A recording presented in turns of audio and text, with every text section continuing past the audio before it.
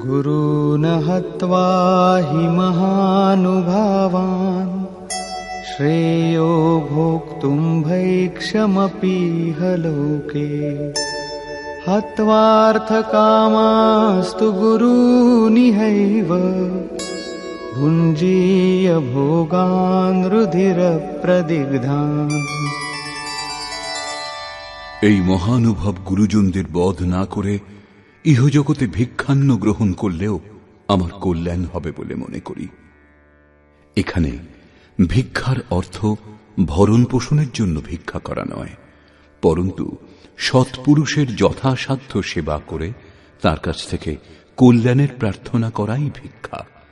অন্নং ব্রহ্মেতি ব্যজানাৎ, অন্নই একমাত্র পরমাত্মা, যা গ্রহণ করে আত্মা সর্বদার জন্য তৃপ্ত হয়ে যায়, আর কখনো অতৃপ্ত হয় না।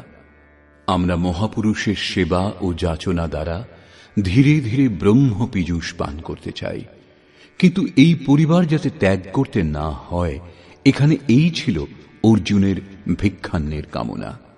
সংসারের অধিকাংশ লোকে এইরকমই করে। তারা চায় যে পারিবারিক স্নেহ সম্বন্ধ অটুট থাকুক ও মুক্তির পথও ধীরে ধীরে প্রশস্ত হতে থাক। সাধনা পথের পথিক যিনি, যার সংস্কার এদের চেয়ে উন্নত, যার মধ্যে সংঘর্ষ করবার ক্ষমতা আছে, স্বভাবে ক্ষত্রিয়ত্ব বিরাজিত, তার জন্য এই ভিক্ষান্নের বিধান নেই।